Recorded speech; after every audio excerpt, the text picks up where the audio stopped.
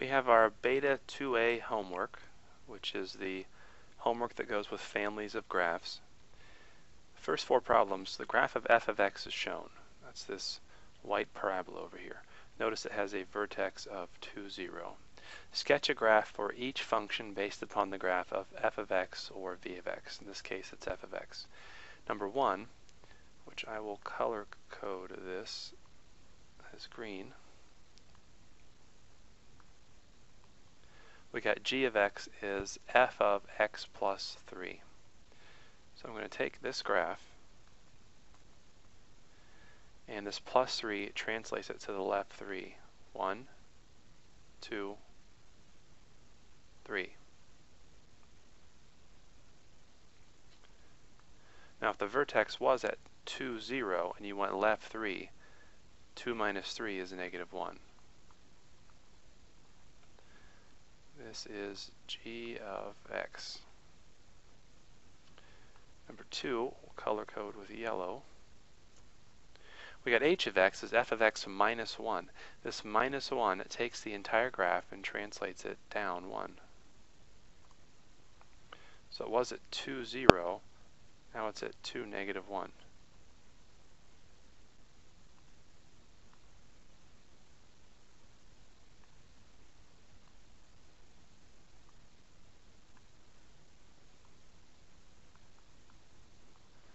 That is h of x. Third one, j of x is negative f of x. We'll use red for this one. What does the negative f, what does the negative, I should say, do in front of the function? How does it change it? Well, it translates it, pardon me, it reflects it over the x-axis. So this curve is reflected, so then it would be reflected downward, like so. Would not have any effect on the vertex. So this is j of x. Finally, we have k of x. Let's make that one blue.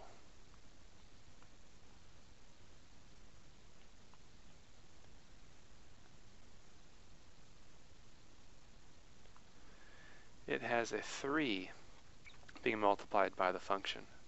Since this coefficient is absolute value is bigger than 1, it stretches the graph vertically by a factor of 3.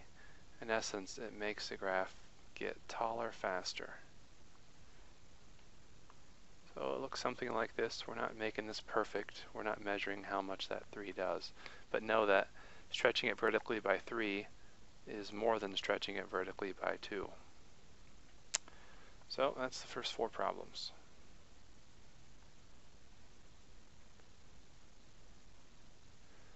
Same directions. Number 5, we had s of x is negative 0.5 times the function. Two things are happening here.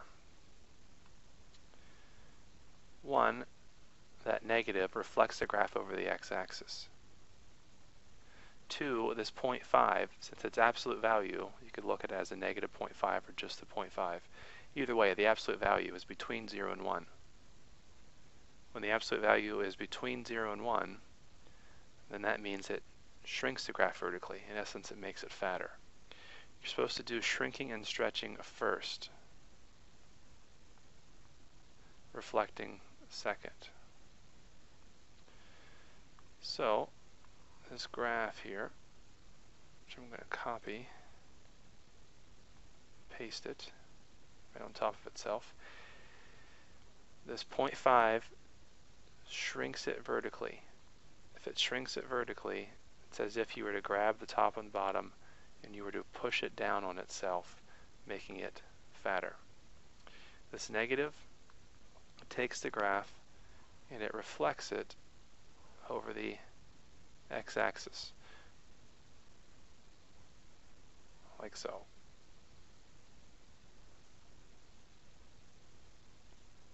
So it is shrunk vertically because of the 0.5, and it's reflected over the x-axis because of the negative 5.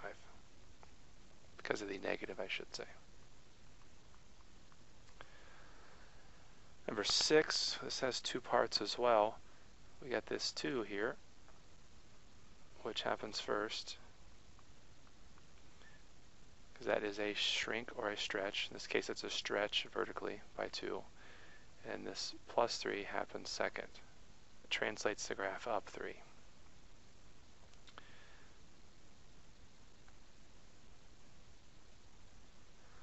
So if it's stretched vertically, it's like we grab it and we're pulling it at the ends. When you pull it at the ends like that, it gives the appearance of it being, let's say, skinnier. Would be a common term that looks like.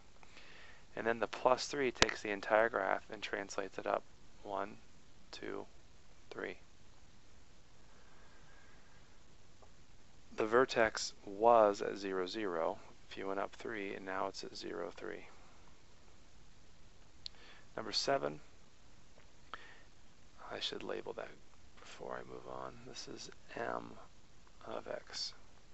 Number 7, we have n of x is f of x plus 5, and then the minus 4 is on the outside.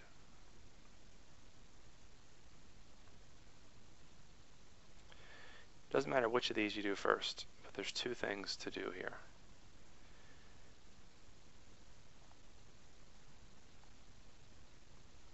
So we can do 1 or 2, 2 or 1, doesn't matter which one we do first. This plus 5 takes our curve and translates it left 5. 1, 2, 3, 4, 5. This minus 4 translates the graph down 4. 1, 2, 3, 4. In doing that, since we went left 5, our vertex has a x-coordinate of negative 5.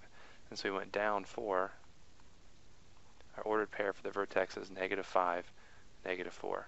This is n of x. Number 8 has 3 parts.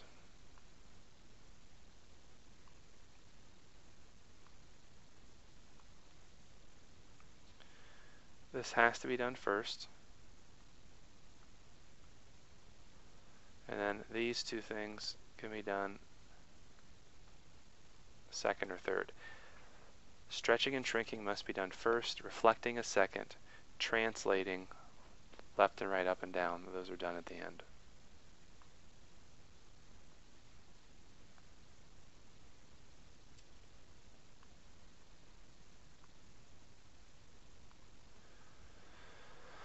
So, stretching it by 3. Earlier we stretched the graph by 2 and it made it skinny. If we're stretching it by 3, it's got to make it even skinnier. So when you stretch it vertically, it does not change the location. It just makes it get a lot closer to the y-axis, a lot skinnier. So that's stretching it vertically by 3. This plus 2 translates the graph left 2, 1, 2. Plus 4 translates it up 4. 1, 2, 3, let's say that's 4 there. If you label the points, the point, I should say, the vertex, we went left 2 and up 4, and this is p of x.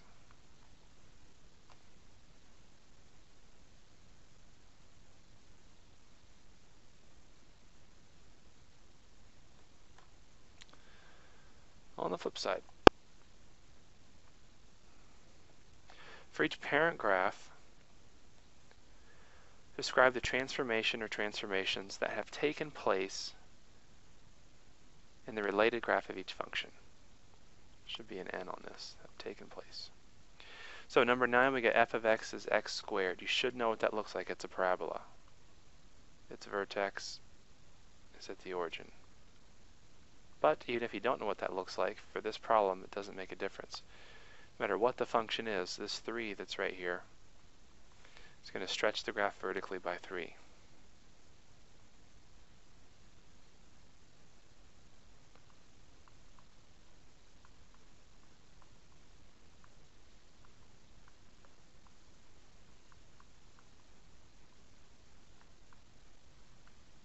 The lead coefficient, if its absolute value is bigger than 1, it stretches it vertically. B, there's 2 parts to this. Stretching and shrinking is done first. Reflecting is done second. This 1.4, its absolute value is bigger than 1. So the graph is stretched vertically by 1.4. And then, since there's a negative in front of it, it reflects the graph over the x-axis.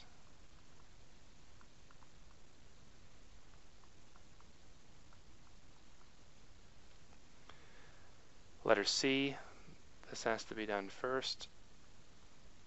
Shrinking and stretching, this has to be done second. So the graph is stretched vertically by 4.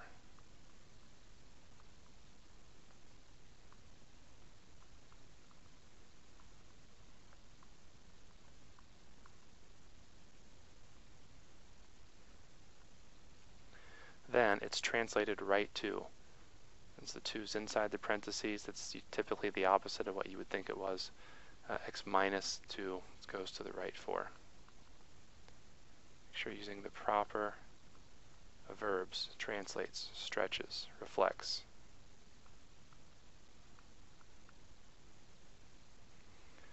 D, shrinking and stretching is first. Reflections are second, which there are none. Shrinking and stretching is second and third. Since the coefficient here is between 0 and 1, since its absolute value is, that's going to shrink the graph vertically.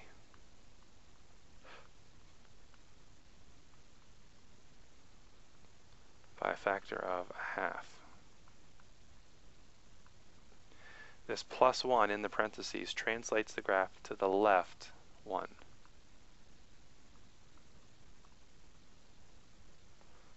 You can use arrows for direction if you want. Translate to left 1. E. This is happening first, shrinking and stretching. Reflecting a second, which there are none. Translating up, down, left, right. That happens next. So here we are going to stretch vertically by 2. Because that 2 is bigger than 1. Then we're going to translate the entire graph down 5.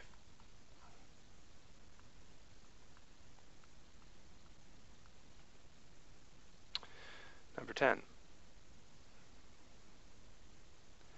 F of x is the absolute value of x. You should know that that looks like this, the vertex at the origin. Even if you don't know that, you should be able to do this problem. It's like I'm missing some things here. They're probably minus signs. This is supposed to be a minus. This is supposed to be minus. This is supposed to be minus.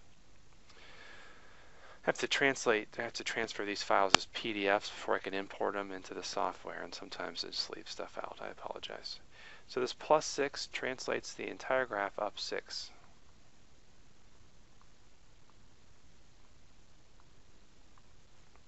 This minus 4 translates the graph right 4. This 0.4 as the coefficient of the function, since it's between 0 and 1, its absolute value, it's going to shrink the graph vertically, makes it fatter.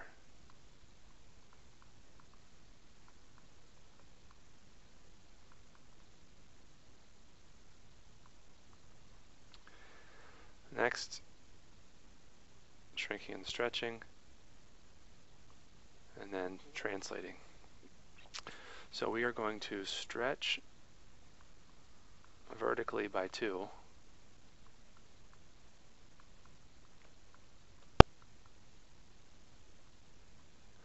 And then this plus 3 translates the graph left 3, and this minus 8 translates the graph down 8. So we're going to translate left 3 and then down 8. Or you can go down 8 first and then left 3. It makes no difference. Letter E, we got 3 parts. In this one, the first thing that you have to do is the reflecting. So on the outside of the function, so it reflects over the x-axis.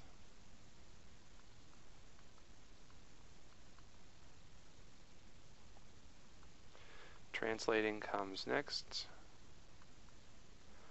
So minus 3 makes it go to the right 3. This plus 6 makes it go up 6. So questions 11 and 12, instead of just saying what's going to happen, you're supposed to graph the problems. If you know the parent graphs, this is real simple. Number 11, the parent equation for this is f of x equals, just get rid of all the numbers, basically. Don't get rid of exponents, but get rid of any other numbers. Just be the absolute value of x. Hopefully you are thinking, oh, I know what that looks like. That's easy. Looks like this. The vertex at 0, 0. Don't draw that, by the way. Maybe draw it off to the side just to remind yourself what it looks like. So what happens first? The stretching vertically happens first.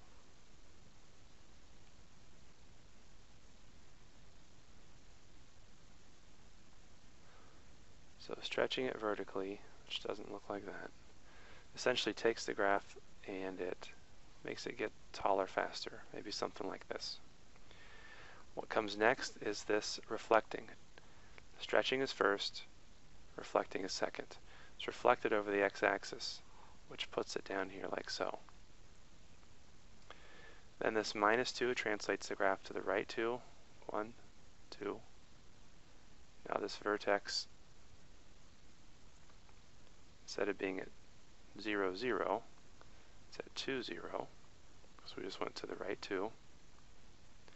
And then this minus 1 takes this entire graph and translates it down 1, which puts our vertex at 2, negative 1. So that's the graph of h of x. Stretched vertically by 4, so it's much skinnier. Reflected over the x-axis, so that's why it's going down instead of up. Translated right 2 and then down 1, which makes our vertex 2, negative 1.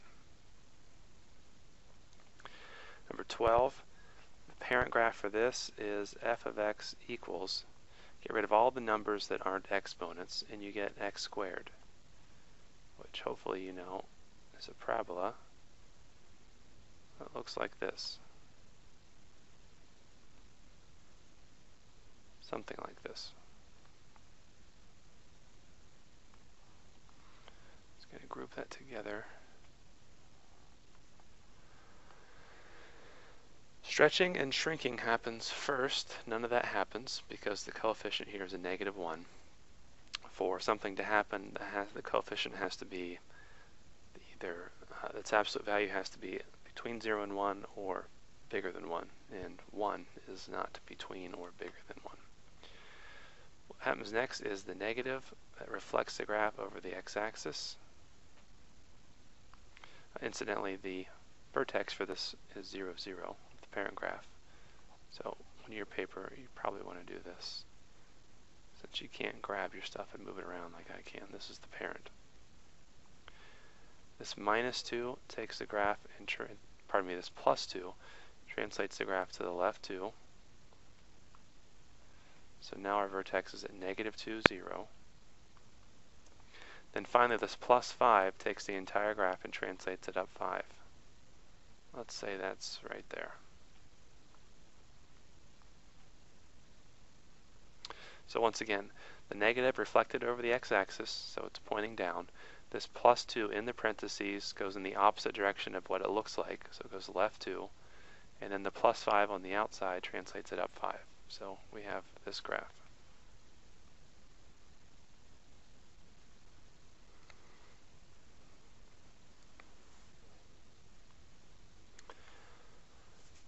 For our 13, you're supposed to use a graphing calculator to graph the functions on the same screen, and then draw them here, and then name the x-intercepts of the graphs using your calculator. Well, for this first graph, I'm not going to use my calculator just because that is the parent graph. Which looks a little something like this. X-intercepts for this parent graph is 0, 0.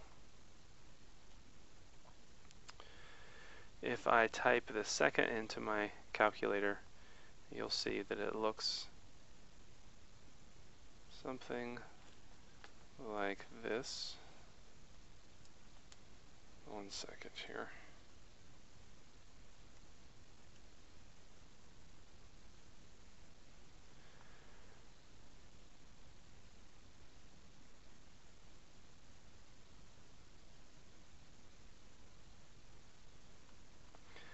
And if you ask the calculator nicely for the x-intercept, it will tell you that it is negative 0.5.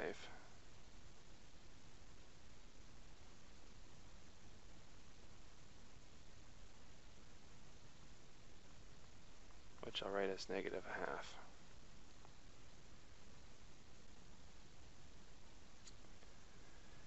And then this third graph, if I put into my calculator,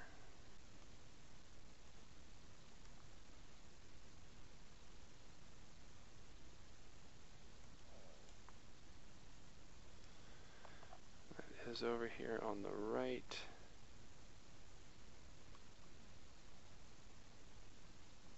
Looks something like this. If I ask my calculator for those, pardon me, for that x-intercept,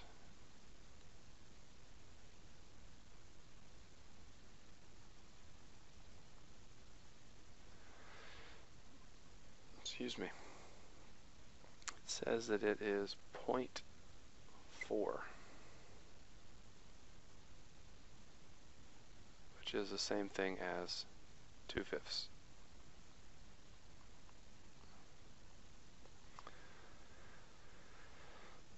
If I'm able to, I'll insert here exactly how to put this in your calculator. And we'll see what happens. Number 14. Tony's Automotive Shop charges $35 per hour or for any fraction of an hour for labor when servicing cars. Graph the function that would determine the cost of $5, of 5.25 hours of labor. So this is a step function. It says it's $35 per hour or any fraction of an hour. So let's go here with the x-axis as being the hours you're in the shop, and the y-axis is the money you're paying. So your car could be in there for an hour, 2 hours, 3 hours, 4 hours, 5 hours, etc. Now it's saying if you're in there for an hour, you're paying $35. If you're in there for 45 minutes, you're paying $35. Anything that's up to an hour, it's $35. If you don't go in at all, if you're there for 0 time, you don't pay anything. So this is a step function that looks like this. It's an open circle on the left. If you're there for no time, you pay no money. You pay $35 up to an hour. As soon as you're there a second over an hour, then it jumps up to $70. It's 35 times 2 is 70. So it jumps up to here, and you're going to pay $70 up to and including 2 hours. $35 more is $105. Jumps up, paying $105 all the way up to a full 3 hours. Then you get $140, it's 35 more, and this just continues. Step function. Graph the function that would determine the cost for 5.25 hours. So I got to do this a couple more times.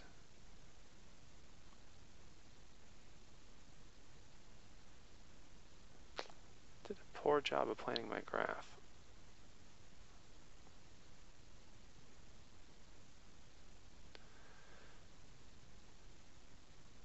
So something like that. Part B, graph the function that would show a $15 discount if you leave your car overnight. So the first graph, part A, that's just if you don't leave your car overnight. And then part B is if you leave your car overnight. You're just going to take each of the y values from part A and subtract 15 from them. It's the same graph. So we got 1, 2, 3. Just going to stop at 4. So it's $30 an hour, but you stayed overnight, so it's 15 less. So that's $20 for the first hour. 35 more than that. You already got your discount taken care of here, so that's 55. 35 more than that, you get 90. Now this $15 discount is not per hour, it's just for the whole time that it's there. So open circle to closed. Let me see if I can draw this better.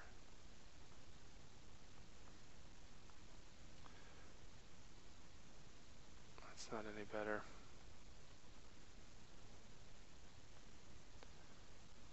Open circle, closed. Open circle, closed. Open circle, closed. Open circle, closed. That's with the $15 discount. This is hours once again, and this is Cash Money Millionaire. What would be the cost of 3.45 hours labor on a car left overnight? Well, 3.45 is about yonder. We come up here and it hits this location. It's $125.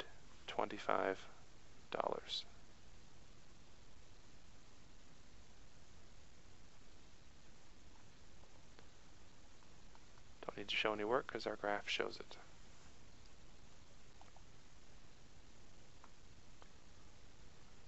Last problem, I believe. The length of a rectangular prism. Let's talk about a rectangular prism. Rectangular prism is basically a three-dimensional rectangle.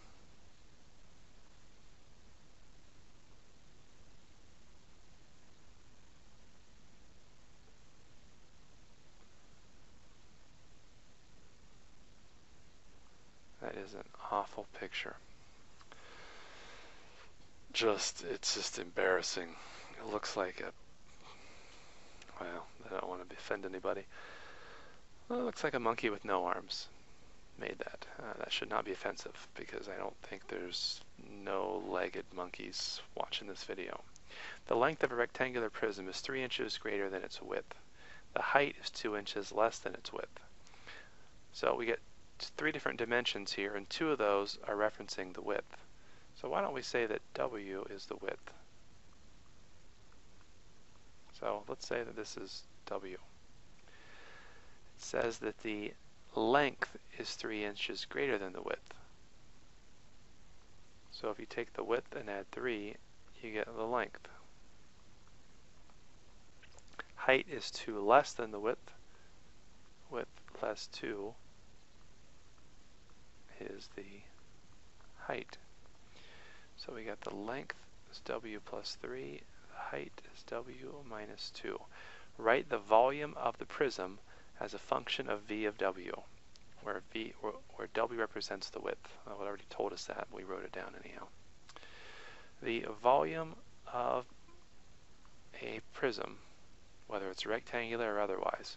Prism, by the way, means that the base is perpendicular to the height.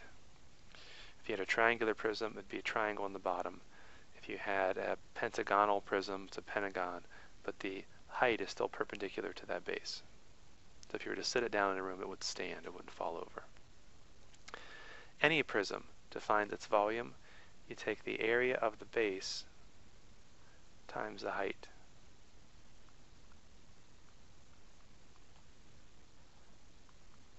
Since this base is a rectangle, it's length times width.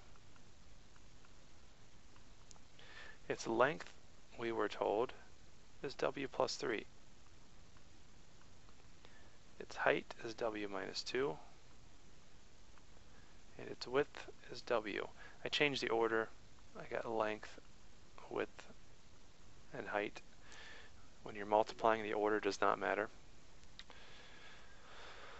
So if we multiply this out using the FOIL or box method, it doesn't make a difference. You're going to take W and multiply it by each of these terms. You're going to take 3 and multiply it by each of these terms. Then when we're done, we're going to multiply it, those times W.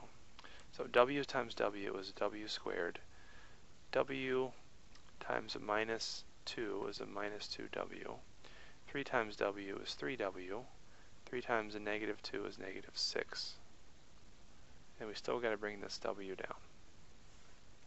Need to combine like terms here. Negative 2W and 3W is a positive 1W. If you then distribute this W, you get W cubed plus W squared minus 6W. That is the volume of this rectangular prism. That's part A. Part B, sketch the graph. Well, although in this section we've been learning how to sketch graphs and families of graphs, this particular function, it's not in the right form for us to be able to know what it looks like. If you were trying to identify its parent graph, you would hopefully say that the parent graph is f of x equals x cubed, which looks like this. That is in fact the parent of this. But although it is the parent, the graph does not look like this. Basically, when you have more than one term that has variables in it on a function such as this, it's in essence if someone were to go over here and grab a hold of this point, someone else grab a hold of this point and pull this apart. So when you're done, your graph's going to look either like this, or if some reflections take place, it's going to look like this. So what's the point in me telling you all this? Is that you are not prepared at this point to know how to graph this. Since this does not resemble a parent graph, pardon me, it does resemble a parent graph. Since the form this is in is not easily deciphered from the parent equation, we need to use our calculator to graph this. And if you do use your calculator to graph this, take a moment to do that, you'll find that the graph looks something like this. If you ask your calculator nicely, you'll get x-intercepts of negative 3, 0, and 2. You should always label your axes. W, it says, is the width. V is the volume. So part C, in reality, which values of W would not be considered in the domain? So the domain in this case is not x values, they are W values. So it's saying, what could you not put in for W? It's a two-part answer.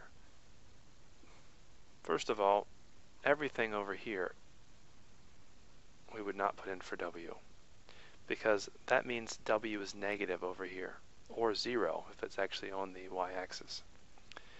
If W is, let's write this down, if W is less than 0, then the width is negative.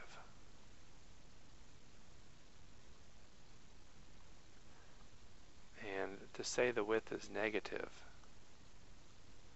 well, that is just 4 shades of ridiculous. So I'll say if W is less than 0, then the width is negative, which is nonsensical.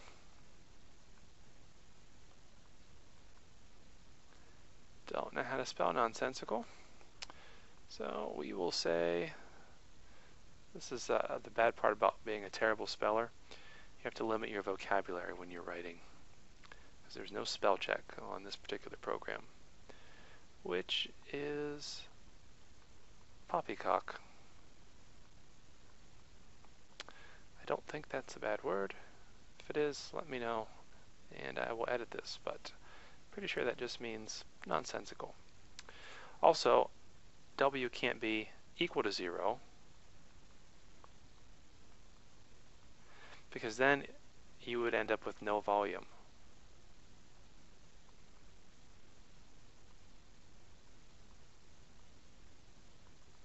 also ridiculous.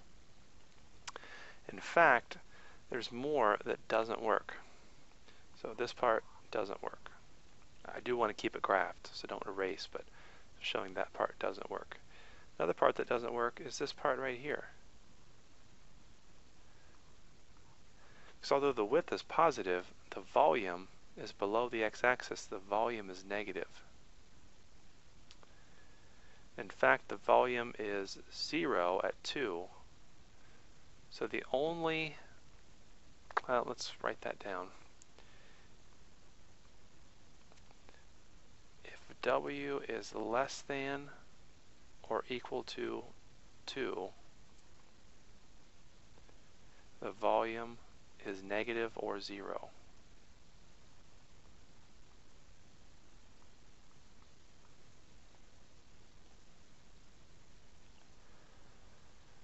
So to answer the question, which values of W should not be considered? If you combine all this,